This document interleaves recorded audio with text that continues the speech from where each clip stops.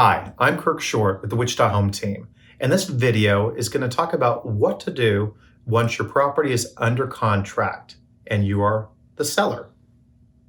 So you've got a buyer, and that buyer has now put a contract on your house that you like, and you've accepted that offer. So what are the next steps? Okay, the biggest step that's coming up right now is going to be the home inspection. This home inspection is actually one of the places that gets to be a little touchy because they're going in your space and they're looking at all the things that might actually be wrong. Okay, now in a previous video, if you watched it, we talk about home inspections and what they do and what they look for. We also in a previous video talk about having your home pre-inspected. So I hope you got your house pre-inspected before you went on the market. Regardless, what do? They're going to go into your house. They're going to look for generally structural, safety, soundness related items that may be of an issue. That might be heating and air that's not working properly. That might be roof problems. Did you have hail damage or something like that? But the reality is this is where they're trying to protect their future investment as the buyer. So us as a seller, this is the scariest moment because we've negotiated out an offer. And now it's contingent upon this inspection and how it comes out, okay? Be calm through this process. The other thing is understand and put your feet in their shoes, okay? You may not like the outcome of the inspection, but the reality is a lot of the items are probably pretty darn realistic. Now, there are some bad apples out there when it comes to inspectors. Not all of them are created equal. This is where a good realtor comes in to sit there and sort of keep the waters calm and to get this negotiated out. Remember, a good negotiation is where the buyer and the seller are not completely happy. They both didn't get what they expected. But at the end of the day, they came to an agreement. Okay, so the inspection's done now. Both parties have agreed to move forward, we hope. Now it's the appraisal, right? If this house is being handled by a lender, we're subject to that appraisal and that value coming in.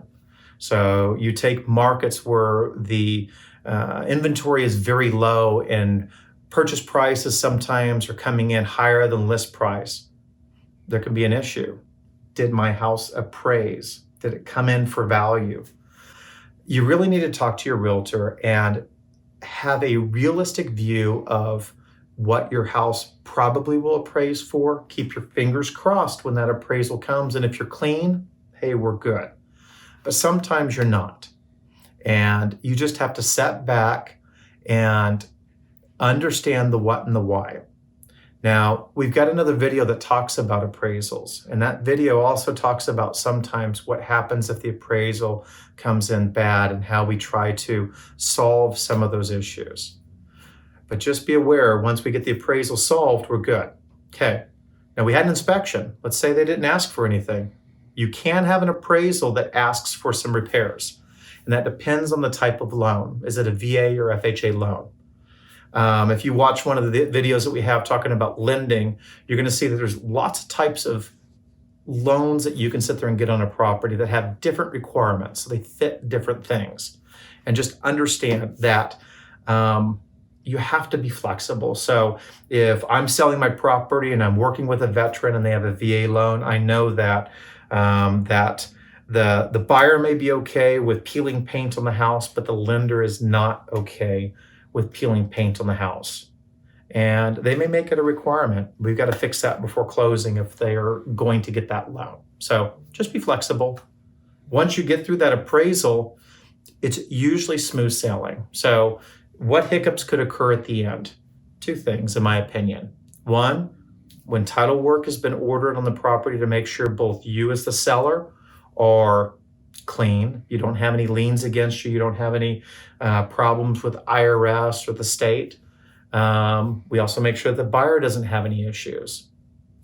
If there are issues, we either have to take care of them or it can kill a deal. The second thing then is the buyer.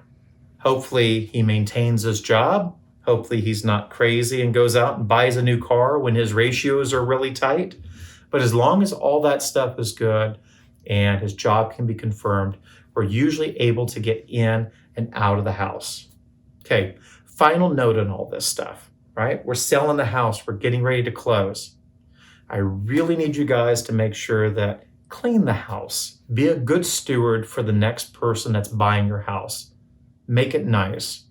Would you like to sit there and purchase a house, come to it, you've just made this exciting purchase, maybe it's the first purchase you've ever made, and the yard needs mowed, the house is dirty, dogs have left a few treats in the yard. Look, just be nice. Go out there, clean up the property, make it nice for them.